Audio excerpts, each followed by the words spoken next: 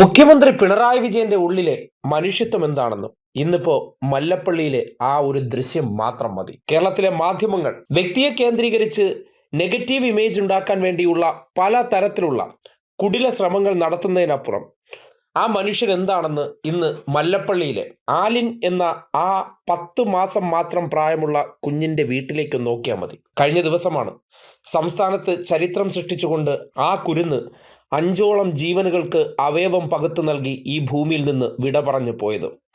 ആ കുടുംബത്തെ ആശ്വസിപ്പിക്കാൻ മുഖ്യമന്ത്രി നേരിട്ട് മല്ലപ്പള്ളിയിലെ ആ വീട്ടിലേക്ക് എത്തി. ആലിൻ ഷറിൻ അബ്രഹാമിൻ്റെ വീട്ടിലേക്ക് മുഖ്യമന്ത്രി പിണറായി വിജയൻ എത്തുന്നു. 10 മാസം പ്രായമായ കുഞ്ഞ് ആലിൻ തൻ്റെ അവയവങ്ങൾ ദാനം ചെയ്യുന്നതിലേക്ക് മാതാപിതാക്കൾ നീങ്ങിയതിലൂടെയാണ് കേരളത്തിന് അടയാളപ്പെട്ട വ്യക്തിത്വമായി മാറുന്നത്. 10 മാസം പ്രായമായ കുഞ്ഞ്, ഏറ്റവും ചെറിയ അവയവദാതാവ് എന്ന അർത്ഥത്തിൽ കേരളം നെഞ്ചോട് ചേർത്ത് പിടിച്ച, സംസ്ഥാന സർക്കാർ ഔദ്യോഗിക ബഹുമതികൾ നൽകി ആദരവോടെ സംസ്കരിച്ച ആ ആലിൻ ഷറിൻ്റെ വീട്ടിലേക്ക് കേരളത്തിൻ്റെ ക്യാപ്റ്റൻ മുഖ്യമന്ത്രി പിണറായി വിജയൻ എത്തുകയാണ്. കണ്ടില്ലേ, ആ രക്ഷിതാക്കളോട് ഈ നാടിൻ്റെ നന്ദി അറിയിക്കാൻ നേരത്തെ തന്നെ ആ കുഞ്ഞിൻ്റെ ഭൗതികദേഹം സംസ്കരിക്കാൻ സംസ്ഥാനത്തിൻ്റെ ഔദ്യോഗിക ബഹുമതികളെല്ലാം സർക്കാർ ഏർപ്പെടുത്തിയതിനു പിന്നാലെയാണ് മുഖ്യമന്ത്രി ആ കുടുംബത്തെ കാണാൻ നേരിട്ടെത്തിയത്.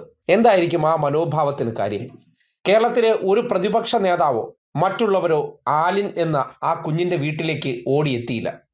എന്തുകൊണ്ടാണ്? അവിടെ വിവാദ കച്ചവടത്തിന് സ്കോപ്പില്ല. ആ കുട്ടി ചെയ്ത നന്മ പ്രവർത്തനം അവർക്ക് ആവശ്യവുമില്ല. പക്ഷേ ഈ നാടിന് തണലാകുന്നവർ, ഈ നാടിൻ്റെ വേദനകൾക്കൊപ്പം നിലകൊള്ളുന്നവരെ അവരിയ്ക്കുന്നിടത്തേക്ക് പോയി അഭിനന്ദിക്കാനുള്ള മാനസികാവസ്ഥയുണ്ട്. അതാണ് മല്ലപ്പള്ളിയിൽ നിന്ന് കണ്ട കാഴ്ച. കേരളത്തിലെ മാധ്യമങ്ങൾക്ക് ഇത് പോസിറ്റീവ് വാർത്തയല്ല. അവിടെ മുഖ്യമന്ത്രി പോയ പ്രവർത്തനങ്ങളെക്കുറിച്ച് അവർക്ക് പോസിറ്റീവായിട്ടൊന്നും റിപ്പോർട്ട് ചെയ്യാനുണ്ടാകില്ല. കാര്യം എന്താണ്? അത്തരം പ്രവർത്തികൾ ചെയ്യാൻ കേരളത്തിലെ ഒരു കോൺഗ്രസ് നേതാവിനും താല്പര്യമുണ്ടാകില്ല. കാര്യം ഈ അവയവമാറ്റം എന്നൊക്കെ പറയുന്നത് കഴിഞ്ഞ 10 വർഷത്തിനിടയിലാണല്ലോ കേരളത്തിലെ ആശുപത്രികൾ നവീകരിച്ച് അതിനുവേണ്ടിയുള്ള സൗകര്യങ്ങൾ ഒരുക്കി തീർത്തത്.